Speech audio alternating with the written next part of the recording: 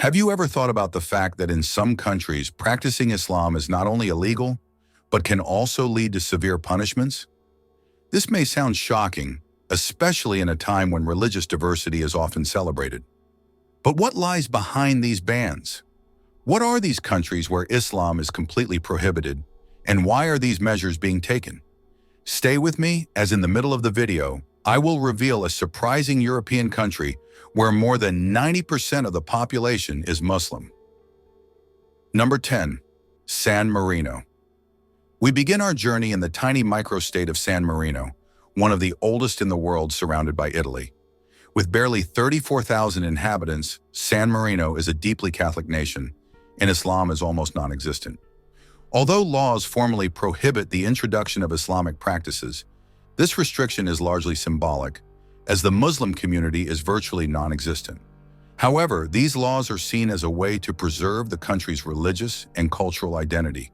It's a protectionist policy against external influences, particularly religious ones, that could disrupt social stability. Number 9. Andorra. Andorra, a small tax haven between France and Spain, is known for its flourishing economy and picturesque mountains. Yet it enforces strict regulations limiting the Islamic presence.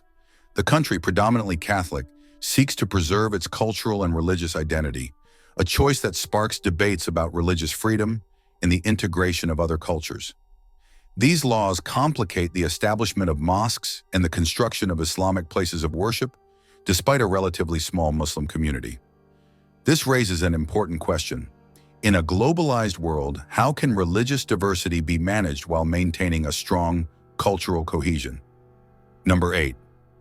Laos. Laos, a small country in Southeast Asia, presents a unique situation.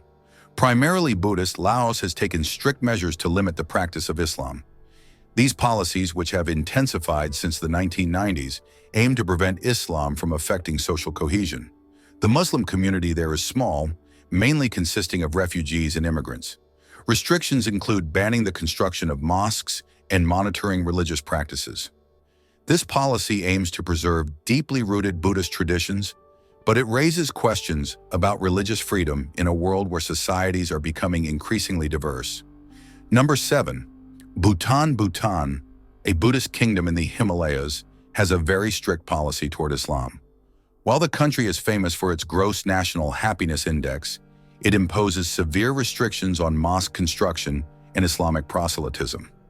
The government, concerned with protecting its culture and Buddhist traditions, sees the introduction of other religions as a potential threat to its national identity.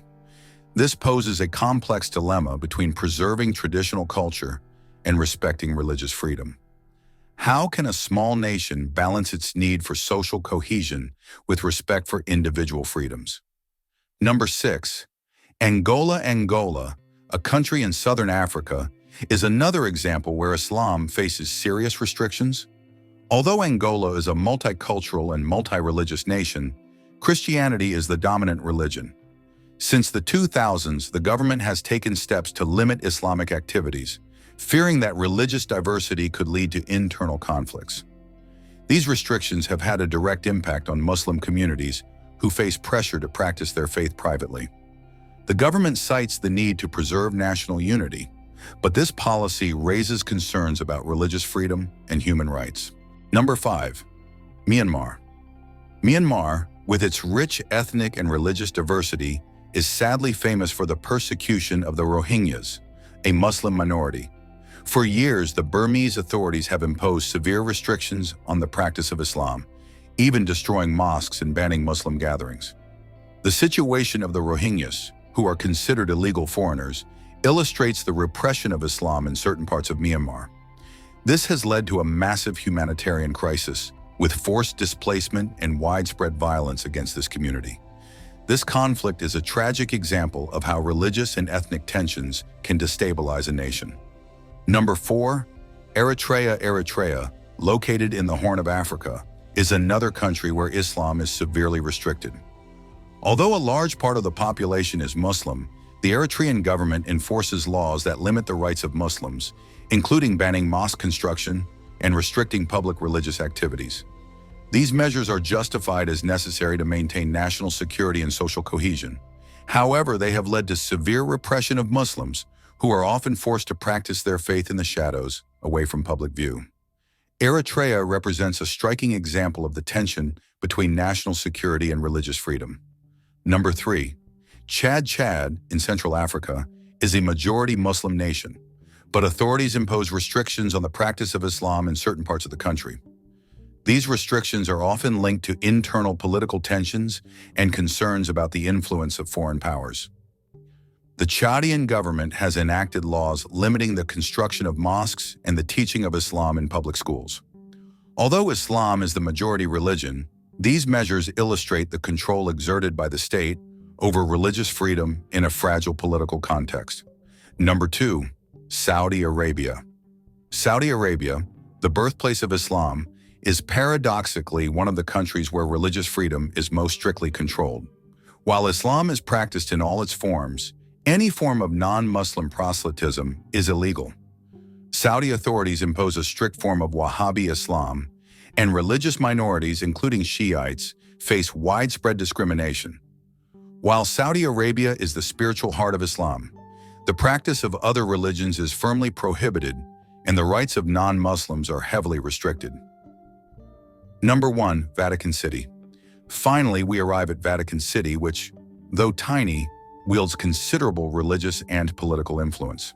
Vatican City is a Catholic state par excellence, and while it does not explicitly ban Islam, it does not recognize religious freedom for other beliefs within its borders. In this state, where Catholicism is at the center of politics, other religions, including Islam, are strictly limited in their public expression. Conclusion. These examples show the diversity of situations and reasons that lead some countries to restrict Islam. While some seek to preserve religious and cultural identity, others cite national security reasons. But this raises an important question. How far can we go in restricting religious freedoms in the name of preserving national unity? And where is the line between security and repression? The answer is not simple, but it is essential to understand in order to better address the current global challenges.